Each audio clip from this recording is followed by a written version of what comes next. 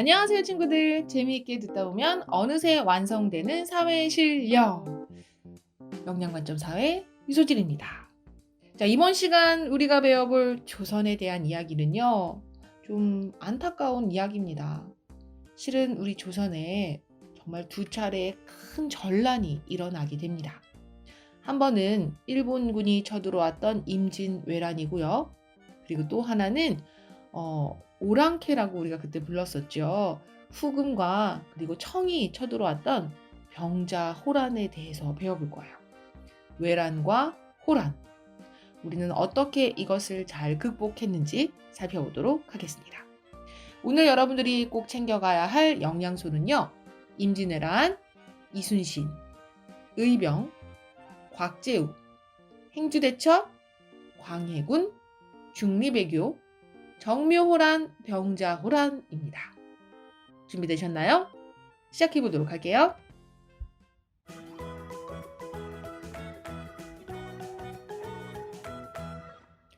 먼저 임진왜란이 일어나기 전 조선의 상황을 한번 보도록 할까요? 조선은 나라를 세운 후에 200여 년 동안 평화를 누렸습니다. 자, 그래서 전쟁에 대한 대비도 많이 부족했어요. 하지만 일본은 100년이 넘는 기간 동안 전쟁을 지속하면서 군사들이 잘 훈련된 상태였어요. 자, 이때 조선은 정치도 혼란스러워서 대신들이 둘로 나뉘어서 싸우고 있는 상황이었고요. 당연히 군사력도 약화되었고 전쟁에 대한 준비도 되어 있지 않았죠. 일본의 정세를 파악하려고 신하들을 보냈는데요. 이때 다녀왔던 두 사신들의 의견이 좀 대립되게 됩니다. 한쪽에서는 전쟁이 날 거다. 한쪽에서는 전쟁이 안 난다. 이런 주장들이 대립이 되었어요. 결국 이 조선은 전쟁이 일어나지 않을 것이다라는 사신의 의견을 선택을 했습니다. 그래서 더욱더 준비를 하지 않고 있었죠. 자, 하지만 결국 임진왜란은 발발했습니다. 일본을 통일한 도요토미 히데요시가 조선과 명을 정복하려고 1592년 4월 13일 새벽에 부산으로 쳐들어왔어요. 이것이 바로 임진왜란입니다. 일본군은 부산진과 동래성을 순식간에 함락하고 한양으로 빠르게 진격해 올라옵니다. 당시 조선군은 일본군에 맞서 싸웠지만 계속해서 지게 되었고 조선의 왕이었던 선조는 결국 도읍진 한양을 버리고 의주까지 피난을 하게 됩니다. 피난은 전쟁을 피해 가는 길을 말해요. 왕이 도읍을 버리고 의주로 피난을 간 상황인 거죠. 육지에서 임진왜란이 발생한 초기에 이 육군은 계속해서 패배하고 있었지만 바다에서 조선의 수군들이 일본 수군을 무찌르고 있었습니다. 임진왜란 1년 전 전라자도 이 수군 절도사가 된 이순신은요. 판옥선과 거북선을 만들고 식량과 무기를 준비하는 등 일본군의 침입에 대비하고 있었거든요.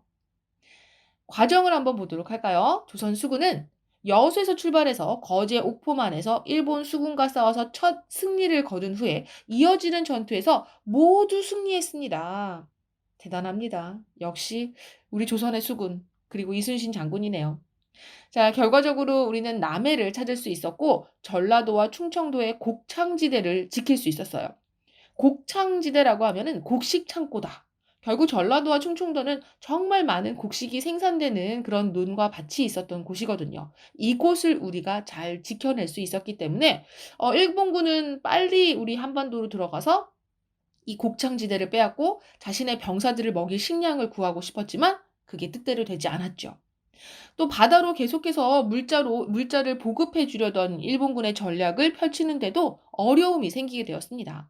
조선의 수군 때문에 좀처럼 이 바다를 통해서 물자를 보급해 줄 수가 없었거든요. 이미 육지로 들어간 일본군들이 이 북쪽으로 쉽게 나아갈 수 없는 상황이 만들어지게 되었습니다.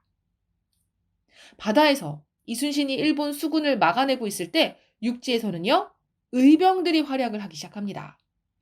자, 의병이라고 하는 것은 우리 백성들이 나라를 지키고자 자발적으로 일어난 것을 말하죠.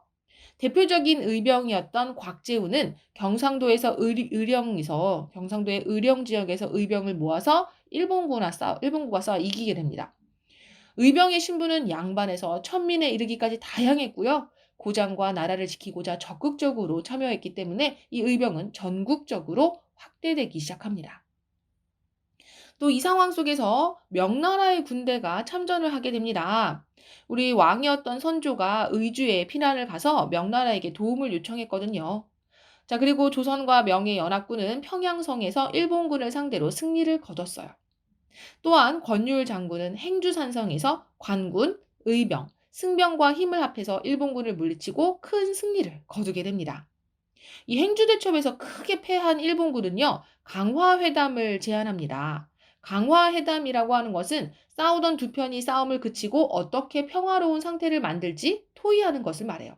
근데 실패했어요. 그리고 일본군은 다시 침입했습니다. 이것을 정유재란이라고 이야기해요. 자, 일본군이 2차 침입을 했던 정유재난을 일으켰던 상황을 다시 한번 볼까요? 안타깝게도 이 상황에 이순신은 조정의 잘못된 판단으로 감옥에 갇혀 있었습니다. 크게 상을 줘도 정말 모자랄 판에 감옥이라니요. 이순신을 대신해서 수군을 이끌었던 사람은 바로 원균이었고요. 이 원균은 칠천량 해전에서 크게 패배했습니다. 결국 조정에서는 이순신이 다시 필요하게 되었어요.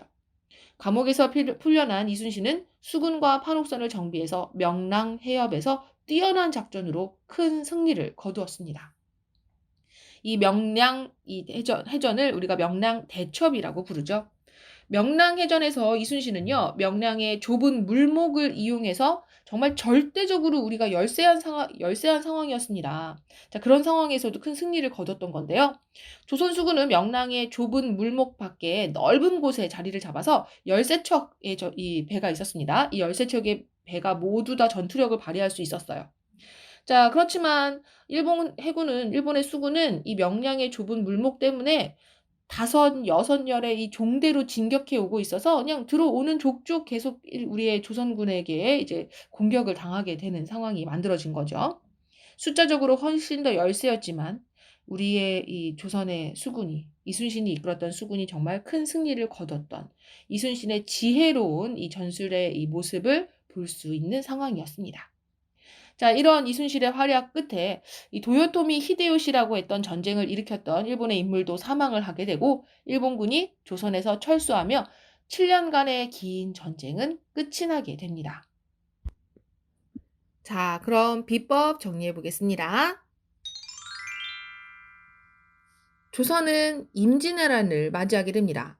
일본을 통일한 도요토미 히데요시가 조선을 쳐들어왔기 때문이죠.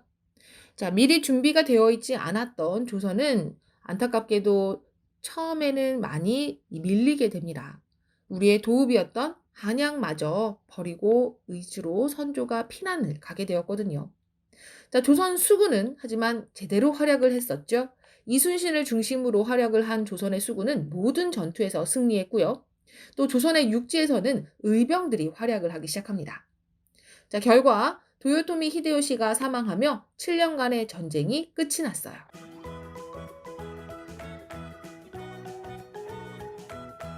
자, 다음은 병자호란이 일어난 과정을 알아보도록 할게요. 병자호란이 일어나기 이전 우리 중국의 명과 후금 그리고 우리의 조선 어떤 상황인지 알아볼까요?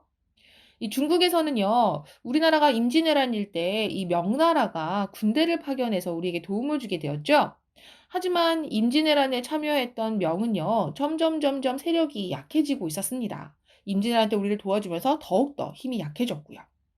자, 그런 상황에서 저 북쪽에서 후금이 성장을 하게 되는데요. 누르하치가 여진족을 하나로 통합해서 후금이란 나라를 세우고 명나라를 위협했어요. 이에 명은 후금을 물리치려고 조선에게 군사 지원을 요청합니다. 우리가 너희들을 도와줬었으니 너희도 우리를 도와라 라고 했죠. 조선은 당시 광해군이 왕이었어요. 광해군은 세력이 약해진 명, 그리고 새롭게 강대국으로 성장한 후금 사이에서 아주 신중한 중립 외교를 펼쳤습니다. 전쟁에 다시 휘말려서는 우리 백성들이 너무나도 큰 피해를 볼 것이라는 걸 예상했기 때문이죠. 자, 그래서 광해군은 어느 편에도 서지 않으며 전쟁을 피할 수 있도록 중립 외교를 펼치게 되었어요. 하지만 이 광해군의 중리배교를 비판한 세력들이 있었습니다. 명이 베푼 은혜를 저버린 것입니다. 라고 하며 광해군의 중리배교를 비판했었고, 이들은 결국 광해군을 쫓아내고 인조를 새로운 왕으로 자리에 앉히게 됩니다. 그리고는 명을 가까이 하고 후금을 멀리 했어요. 명과 전쟁 중이던 후금은 안 되겠네. 명을 돕는 조선, 우리가 굴복시켜야겠어. 라고 하며 조선에 쳐들어왔어요. 조선의 관군과 의병이 후금에 맞서 싸웠지만 전쟁에 패했고 조선과 후금이 형제 관계를 맺는다는 조건으로 전쟁을 끝냈습니다. 이게 바로 정묘호란이에요. 정묘호란은 광해군의 중립외교 대신 인조가 들어서서 명을 가까이하고 후금을 멀리하는 이 정책을 펼치자 들어와서 우리를 쳐들어왔던 전투인 거죠. 이건 이제 형제 관계를 맺는다는 조건으로 전쟁을 끝내게 되었습니다. 이후의 상황이 중요합니다. 이후 후금은요, 세력을 더욱 키워서 나라 이름을 청으로 굳히고 정묘호란 때 맺었던 이 형제의 관계, 이제 바꾸자. 임금과 신하의 관계로 라고 요구하게 됩니다. 조선이 청의 요구를 받아들였을까요? 우리가 후금 그리고 청을 신하로서 임금으로서 그들을 섬긴다는 건 우리가 받아들이기 너무 힘들었어요. 그래서 조선은 청의 요구를 거절했습니다. 청은 조선을 다시 침입했어요. 그것이 바로 병자호란입니다. 인조는 남한산성으로 피신해서 청에 맞서 싸웠지만 남한산성은 전쟁 준비가 되어 있지 않았고 식량도 부족했어요. 성안의 신하들은 청나라 군대와 끝까지 싸워야 한다는 견해와 싸움을 멈추고 화해하자는 견해로 나뉘었습니다. 강화도가 함락되어 있어 피난가 있던 왕족과 대신들까지 모두 포로가 되었다는 소식이 들리자 인조는 남한산성에서 나와 삼전도에서 청태종에게 항복했습니다. 삼전도는 서울특별시 송파구에 있는 한 지역인데요. 이곳에는 서울의 삼전도비라는 비가 세워져 있습니다. 인조가 남한산성에서 내려와서 청태종에게 항복한 사실을 기록한 비석이에요. 정말 억울하기도 하고 치욕스럽기도 한 그러한 이제 항복이었죠. 자, 결과적으로 전쟁은 끝났지만 조선과 청은 신하와 임금의 관계를 맺어야만 했고요. 소현세자, 복림대군, 그리고 많은 대신과 백성들이 청의 인질로 끌려가게 되었습니다. 조선이 병자호란을 극복하지 못한 까닭은 왜일까요? 명나라가 쇠퇴하고 청의 세력이 커지는 상황에서도 조선의 지배 세력은 계속 명을 섬기고 청을 배척했기 때문이고요. 또 청이 너무 빠르게 쳐들어와서 우리가 군사적으로 대응하기도 어려운 상황도 있었습니다. 자, 여기까지 우리 병자호란이 일어난 과정, 비법 정리해 볼까요? 병자호란이 일어나기 전 명과 후금이 중국에서 대립을 하고 있었고요. 조선의 광해군은 명과 후금 사이에서 신중한 중립외교를 펼치고 있었습니다. 자, 하지만 정묘호란이 일어나게 되죠. 광해군을 몰아내고 인조를 왕으로 세웠던 세력들이 명을 가까이 하고 후금을 멀리했기 때문에 후금이 조선에 쳐들어왔던 사건이었고요. 조선과 후금이 형제 관계를 맺는 조건으로 전쟁을 끝냈습니다. 하지만 이후 병자호란이 다시 일어나게 되죠. 후금이 청을 세우게 되고요. 임금과 신하의 관계를 요구하며 다시 한번 침입을 해오게 됩니다. 안타깝게도 남한산성으로 피난을 떠났던 인조는 결국 나와서 청태종에게 항복을 하게 되고요. 우리와 청나라와의 관계는 신하와 임금의 관계가 되게 됩니다.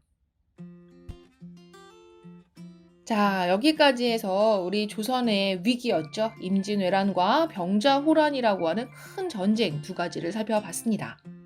자, 그럼 오늘의 이 후식 퀴즈 시간입니다. 지난 시간 후식 퀴즈 먼저 맞춰보면요. 지난 시간에 그렇습니다. 해시계를 물어봤었죠. 해시계의 이름 앙부일구였습니다. 자, 이번 시간 후식 퀴즈는요. 조선에서 우리 임진왜란이 났을 때 이순신이 이끌었던 수군이 바다에서 큰 승리를 거두었습니다.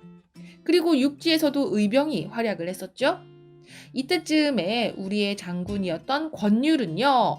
관군, 의병, 승병과 함께 힘을 모아서 일본군을 크게 물리치고 승리를 거두었던 전투를 벌였습니다. 행주산성에서 있었던 이 전투의 이름은요. 너무 쉽긴 했네요. 그래요. 요식 퀴즈 그냥 재미로 맞춰보시면 좋을 것 같습니다. 이번 시간 내용 여기까지였고요. 선생님은 다음 시간에 다시 찾아오도록 할게요.